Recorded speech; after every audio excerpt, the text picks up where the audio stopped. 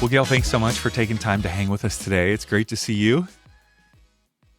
So nice to meet you. I've enjoyed our conversation pre-recording, so thanks for having me. Yeah, of course.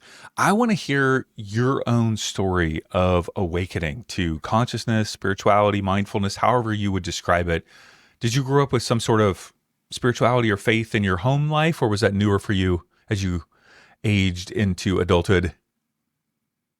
Yeah, so it's been an interesting. I know you were a Christian pastor, so I hate to lead in with this, but I was molested by the priest of the Catholic Church when I was 14, and Oh I my walked away goodness. from God. So it was a Mm. thing, right? But it was my journey. I think I'm very grateful to him. He's passed away now. But I'm very grateful to him because I now am able to help people who have similar experiences, around Mm. molestation or rape, because I can relate to that. So it's not when my spiritual awakening happened, it was later on Mhm. in life in my late 20s. But that was a thing, and I walked away from God. But then I went on for a search for something else. And what else was out there? How were people treating each other?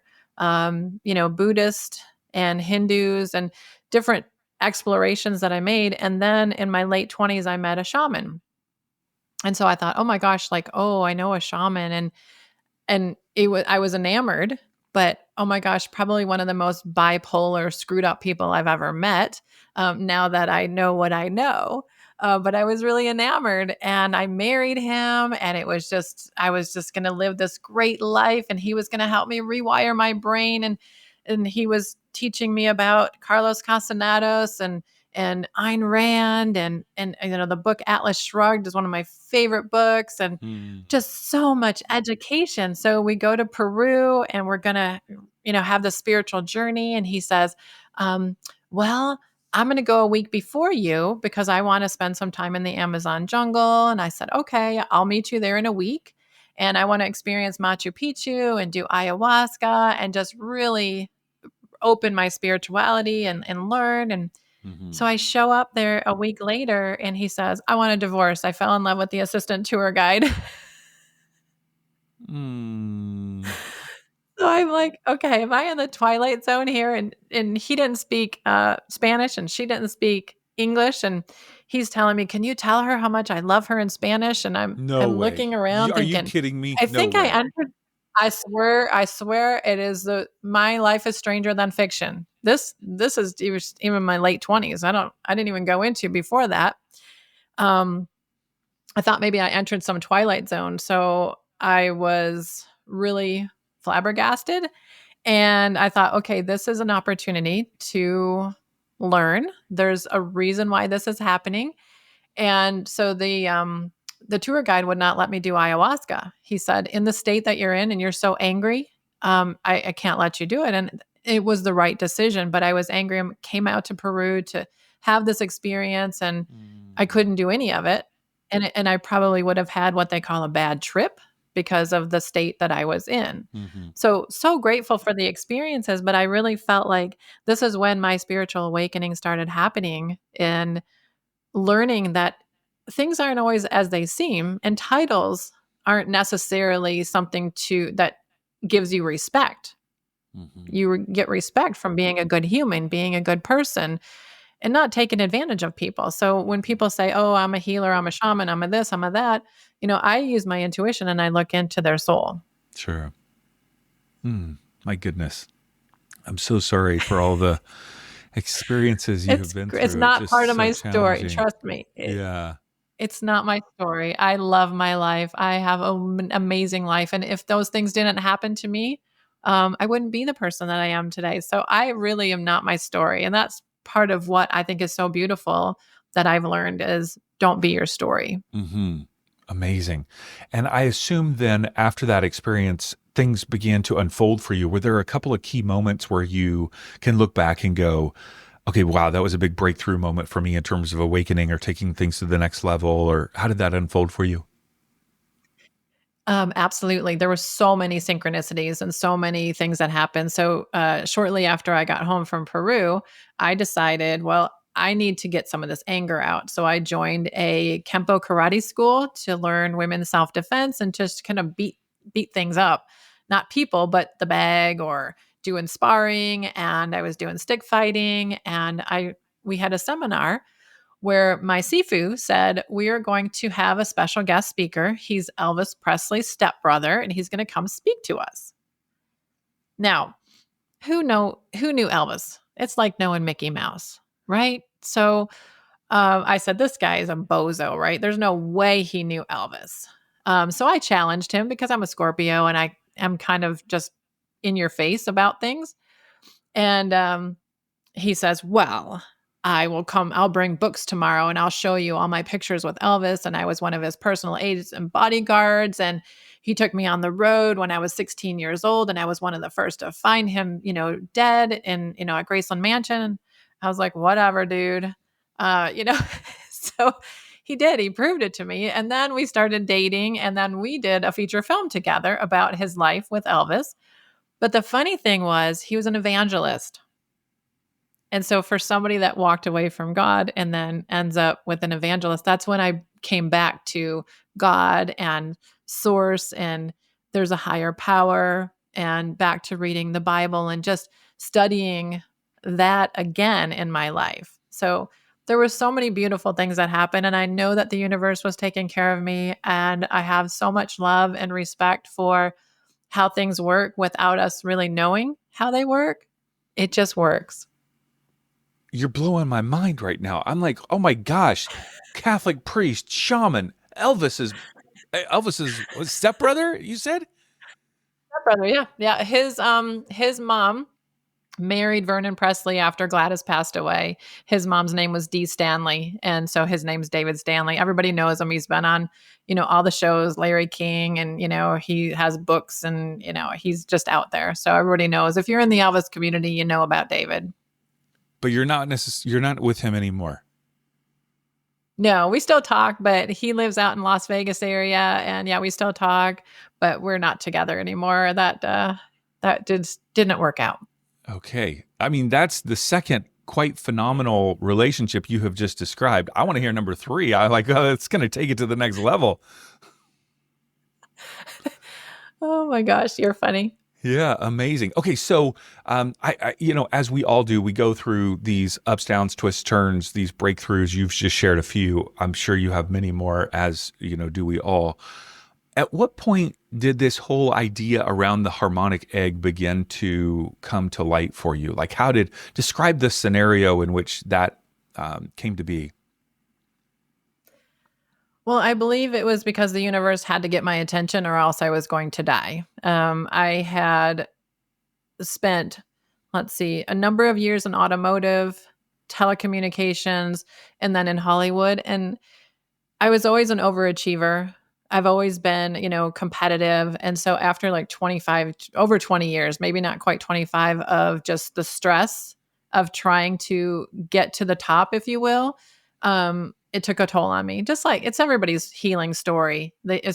Especially healers. Oh, I was really sick. I healed myself and now I'm a healer. I don't consider myself a healer. I help other people find their journey to healing, but I had to find mine. 23 years of migraine headaches. My hair was falling out. I had cystic acne. I had liver problems, thyroid problems. I had reproductive problems. They wanted to do a hysterectomy on me. And I said, this isn't the life that that I thought I was signing up for. I wanted to be vibrant and healthy and enjoy life and have adventures, and things were going downhill fast. I ended up with a diagnosis of severe cardiovascular stress on the verge of an instant heart attack. And the doctor said, you have the heart of an 80-year-old. And I was 37. So I knew things had to change, but I felt like I was good at corporate stuff. I was good at executive leadership. I was good at operations and producing and project management. And so I thought, David had taught me the biggest sin of all is to not use your God-given gifts. And so, of course, I'm trying to force a square peg in a round hole, and the universe is trying to teach me a lesson. And I kept saying, no, the universe says, I want you to open like a wellness center or something. I said, what? I'm automotive, I'm telecom, I'm Hollywood, I'm corporate. No. And so time and time again, I was, the doors were opening and I was slamming them shut. And then I would go to a corporate interview and the doors were slammed shut. I was hitting brick walls. And I thought, well, things are not flowing. So I ended up going to some seminars and meeting some people, not by accident, but a gentleman had passed me a note at a seminar and he put on there LIFE. I'm like, okay, life. And then he defined that as let it flow effortlessly. So LIFE. And I thought, that's profound, but I don't know how to let it flow. I know how to make things happen. I know how to force things to happen. I know how to jam things into happening. I know all that. I don't know how to let it flow. So I started to really take notice of that because I really respected him and started to let things flow. And all of a sudden, the center opened and that unfolded. And it was using a technology on sound and light therapy. So there were these light boxes.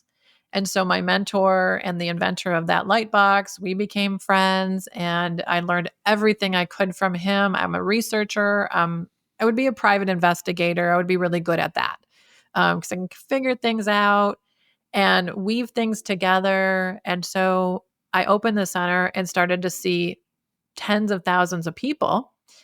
And then I realized that there could be some improvements to this device. So I presented it to him and he said, no, I don't want a partner. I'm doing my things my own way. And I said, okay, but I really think that we should have 360 degrees of healing and we should have a different light system and a different sound system and different music. And he said, no, this is what I downloaded. Okay, that's great. So I didn't want to, well, I guess I felt like women didn't invent things. And so I was stuck. Hmm. And so I had another shaman client of mine come in and say, I mean, she almost just wanted to smack me right across the face. And she said, girl, you're going to invent something. I said, no, women don't invent things.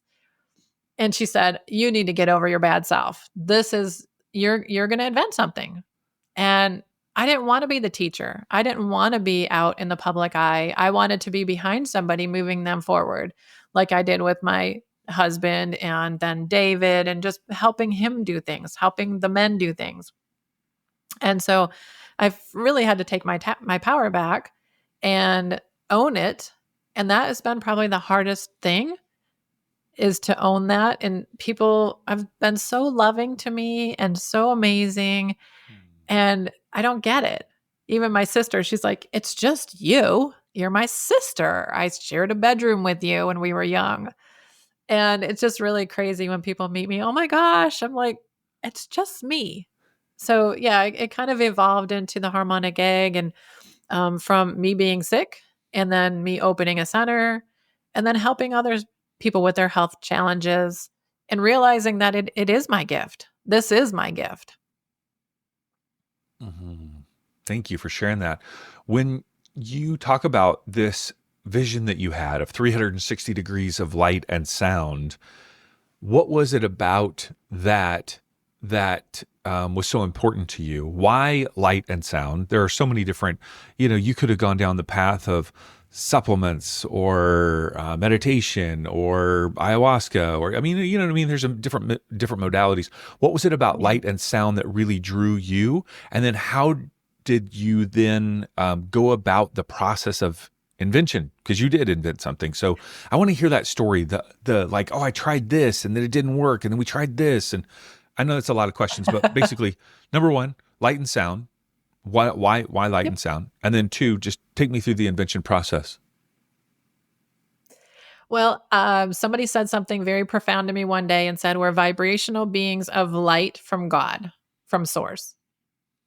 And I said, then why aren't we healing with sound and light? And that started that path. Trying to bring this to being a product was such a challenge. I contacted several manufacturers and they said, you cannot build a large wooden egg. It's not possible because of the different planes that it has to cross and the different dynamics and geometry. You cannot do it. And I remember hearing Walt Disney say, if you can dream it, you can do it. So they said to me, you're not Walt Disney. So I hung up and called someone else. I wasn't getting anybody to really um, want to take this project on. And so I had one of my dear friends who I believe is kind of the reincarnated Tesla. I know a lot of people say that. He really has the consciousness of Tesla. Probably a lot of people have that consciousness, but he is one of them. He walked into my center and I said, "This is what I'm trying to do." And he said, "Well, let's just do it." And I said, "Okay, but I'm being told it can't be done." And he said, "Well, I don't have any tools or anything, but I think I could do this for you." I said, "Well, I'll buy you the tools if you want to build this." And it was funny. I fired him once, he quit twice. I fired him again. I was like, "This is not right." He's like, "I don't know what you want." And I was like, "This is what I want." I drew it out because I have a CAD and engineering drafting background. So I drew out front view, side view, top view, cutout view. I'm like, "This is what I want."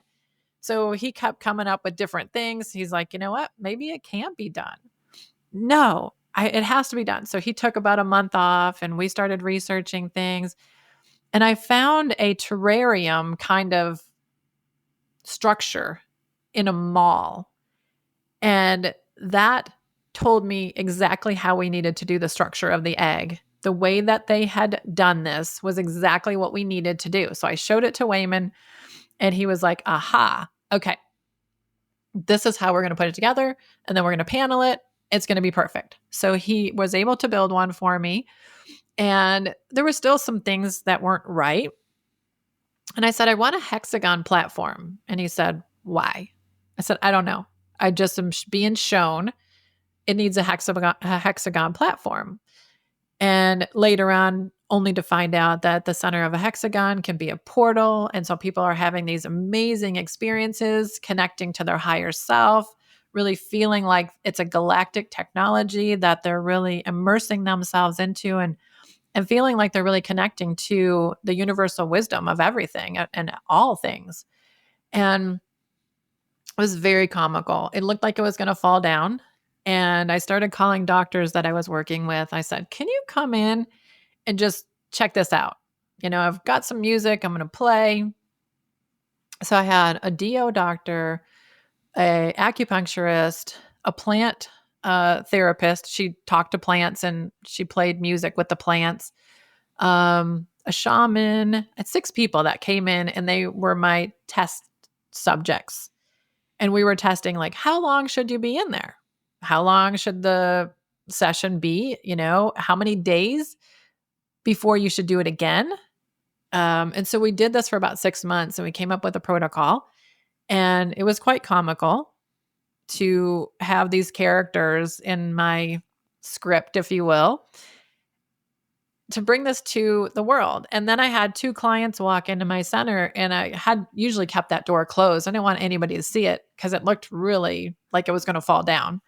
It was those little sawhorses. The door was propped up and it wasn't painted. It was just raw wood. And the light string was kind of, I think, hanging down on the top.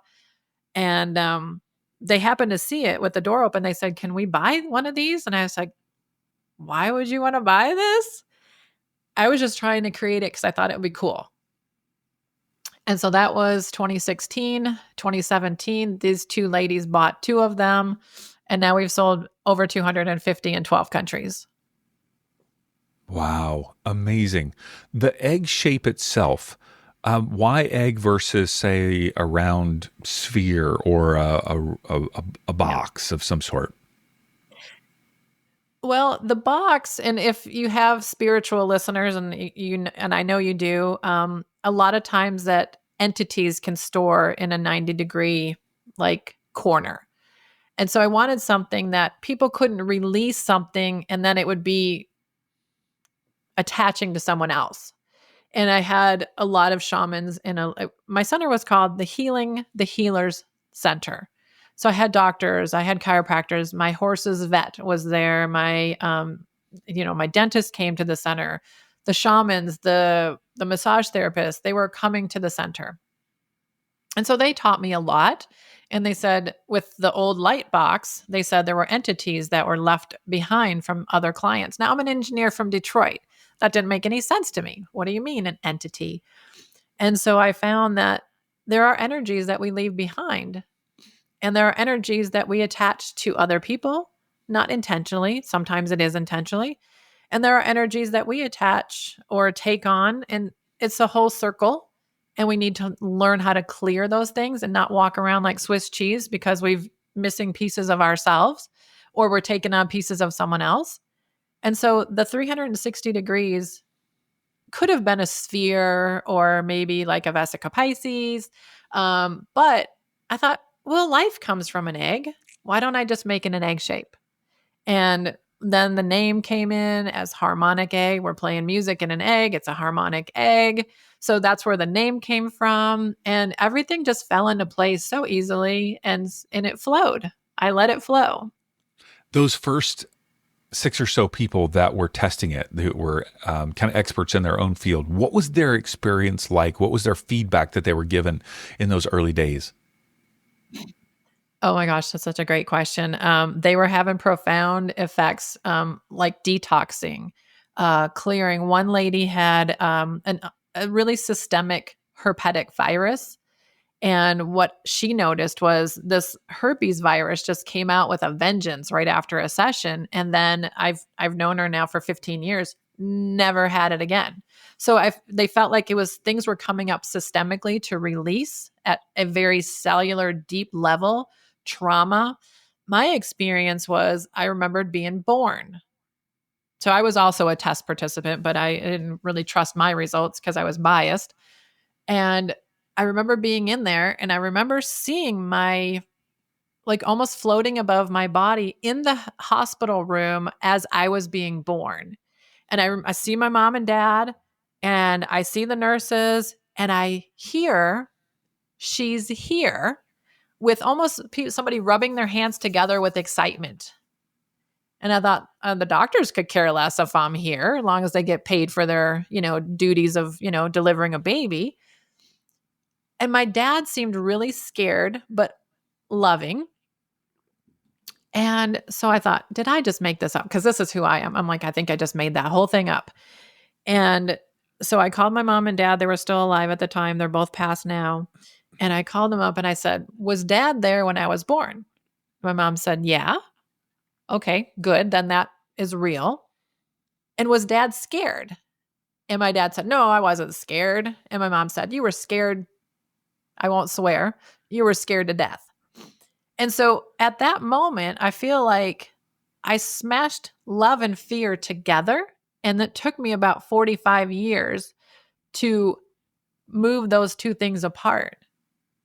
But that was a revelation that I had because I ruined a lot of relationships because I thought I was in love and I got scared and I pushed them away or something happened.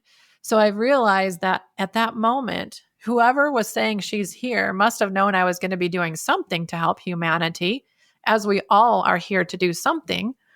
But that was such a huge revelation in the egg. I feel like it really connects you to your higher self.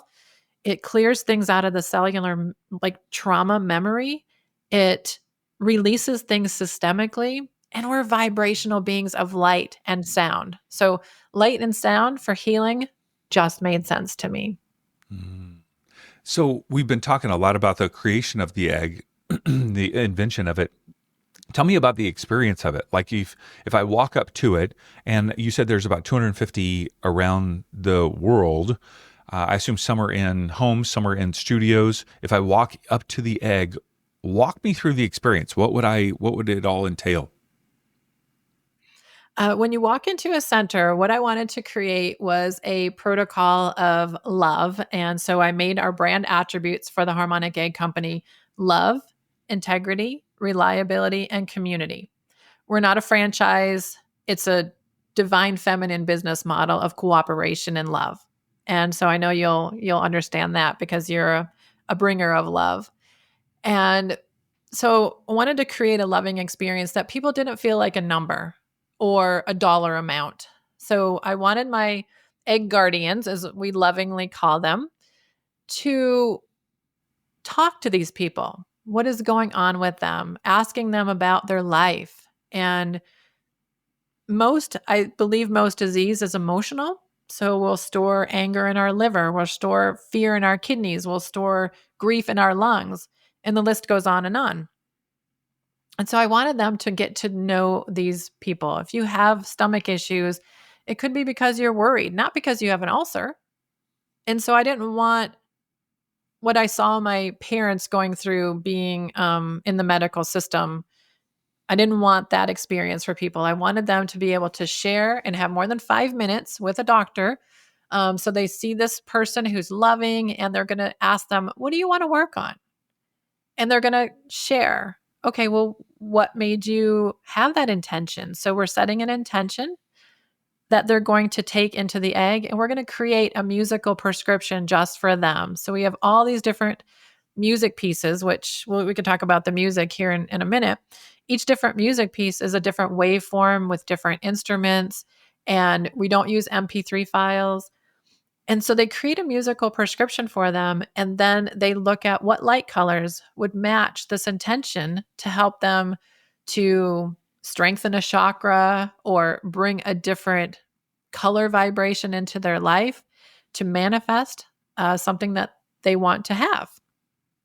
So the practitioner will then put them in a reclining chair inside the egg, and they'll recline them. They're in there for 40 minutes of music and then 10 minutes of silence.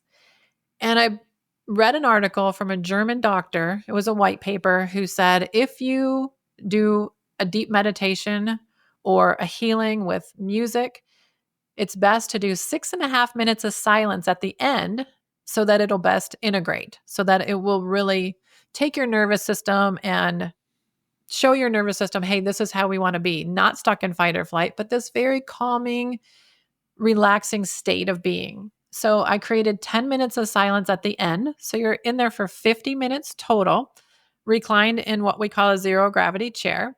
Zero gravity is your feet at the level of your heart or above. And so people feel floaty in there.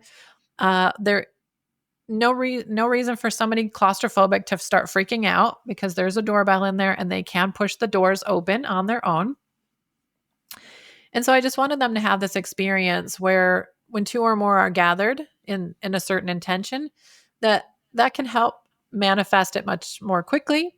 And so they're in there for 50 minutes. After the silence, you're removed from the egg and asked, how was your experience? And you're there, you can have a conversation. We like to just listen because if somebody listens to you, you can process a lot of things just by speaking it out loud. And so we didn't want people to have to relive like talk therapy or reliving things. And I think it maybe pushes it deeper into the cell memory. We want to release it, give them a lighter feeling, have them experience the lightness and the love. And many people say being in the egg is like a cocoon. They feel like they've been hugged. They feel the love. And so it's been a profound experience to see the thousands and thousands of testimonials from people who said, like, I was going to commit suicide and I went in the egg and then I didn't want to. I loved myself. And a lot of these I read and they make me cry because I got to bring this through. It's not from me, it came through me, from God, from the universe, but it's for humanity to have a healing at the greatest and highest best for themselves. Hmm. Amazing. You mentioned the music, and I know that you and your team have created that yourself specifically for the egg. What's unique about it? Who created it? And can I even use my own music in the egg if I own it at home? You know what I mean? Talk to me all through the music. Sure. The egg has a certain resonance. It has a certain cubic airspace. And just like any engineer, music engineer knows, if you go to a concert, every room is different, every stadium is different, every venue is different, and that you want to maximize the sound for that cubic airspace or that venue. So some music might be absolutely beautiful, but it won't sound good in the egg. And there's reasons why. The egg has a certain vibration to it. It's resonating right now at 1800 hertz just by itself. And we test this with pendulum, with dowsing. So I read a lot about the solfeggio suite and 528 hertz, 432 hertz, 440 hertz, different hertz. But I feel like we're all these galactic beings and we're all vibrating at a certain place. David Hawkins talks about different frequencies in his book, Power versus Force.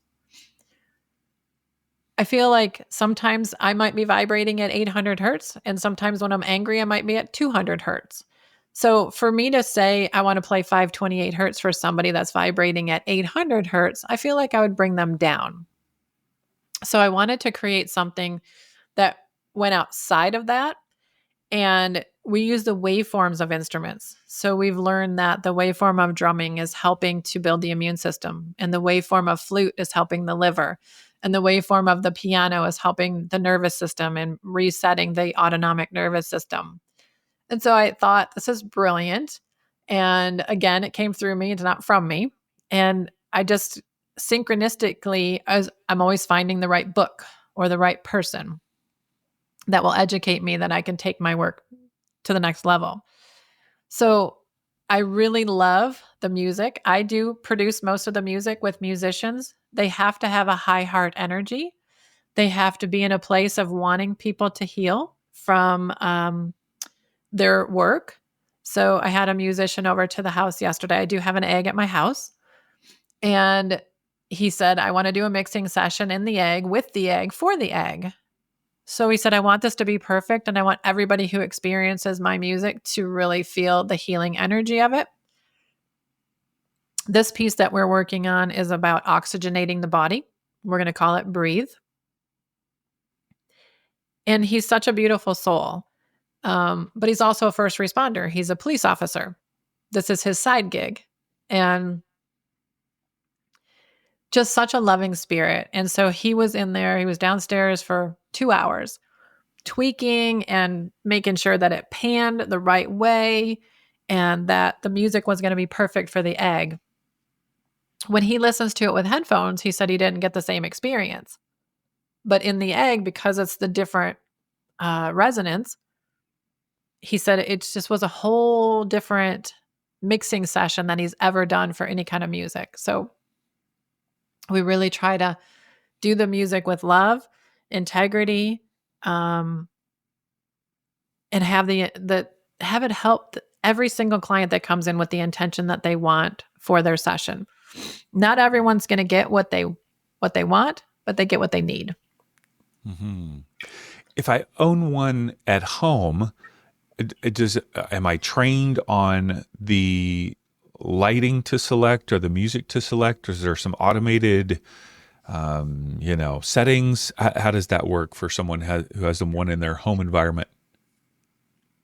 We have 3 hours of training videos, and then we have a Egg Guardian support system. So we have a private page that we can all get on and we can ask questions. I do a monthly call with all the Egg Guardians. They can come on and ask questions. I'm constantly creating new music, updating the protocols. And so they can tune into that knowledge base, and they can, they'd have the 3 hours of training videos. And then when they receive their egg, there's an orientation on how to use the equipment that comes with it. Now, is this like an IKEA egg? Like this thing shows up and I've got to be screwing panels together, or is this thing come together? Like I'm envisioning a flat box showing up to my house. It actually comes in 2 crates that show up with freight shipping. And that is one of our challenges. The freight shipping these days is not the best quality. We've had, forklifts put right through the center of them, even though there's a spot in the bottom that the forklift's supposed to pick it up and it says, lift here. They just put it right through the center of it, drag them. I think they've drug them across the roads down, from Denver to Portland on the back of a truck. I think it just drug it down the street. It's so annoying, but it does come in pieces and it is assembled for you on site. My dream is to have a self-assembly IKEA egg that anybody could put together with videos and PDF, files. But right now we do send an installer. It's 11 foot by 11 foot by 7 foot. So it won't fit through you couldn't just drop it off and shove it through a doorway. So 11 by 11 by 7. Yeah. Okay. That's gonna take up a lot of space in the living room. Talk to me. exactly. Talk to me about the lift, because I know you have a new a pod that is more vertical. Tell me about that real quick, just so people know that's an option for them as well. Yeah. During the time when we were at home, people couldn't come out and they said, I miss my egg sessions. And so I never closed my center. I stayed open the whole time, but I did create a home unit for people. And most people don't have the living room space to put in an egg, but they can use this light capsule. We use the same music, the same lights, the same light strings, the same sacred geometry, but it's not the shape of an egg. It is a capsule that fits in the corner of your home. So it's a smaller device. It can be used every day, whereas the egg is not for everyday use. You want to let it integrate. You want to let the body digest the energy before doing, a session again. But the lift is something you could do every day. I have a lift at my home as well, and I like it for meditation in the morning. I take a little notepad in there and I plan my day, and it's just a beautiful thing. Is it something you sit in or stand in, or The lift, you would sit in it. Unless you're very short, it's you couldn't stand in it. okay, gotcha. So how large is that device? So it's 48 inches in diameter and 78 inches tall. And then so there's a cap and then there's a base. So the inside of it, I haven't really measured, but I'd say maybe 3.5 foot person could stand in there. I sit in there in my lotus position with my meditation pillow. You can also put a small bench in there, or you can just sit in there and lean against the wall. My sister likes to lay in a fetal position with some pillows, and it's just rejuvenating for her to get away from her 12-year-old and her husband. What is the timeline on ordering one of the pods? How long is the lead time of having it delivered? Well, we were at about 90 to 120 days, but we just had a show air on Next Level Soul podcast with Alex Ferrari. We're about about 4 to 6 months out now to deliver them because they are all handmade in Denver. Hmm. I want to hear your perspective on this whole idea of inventing something. You talked about women don't invent things, which obviously, that's just an internal belief, rather comical in some ways.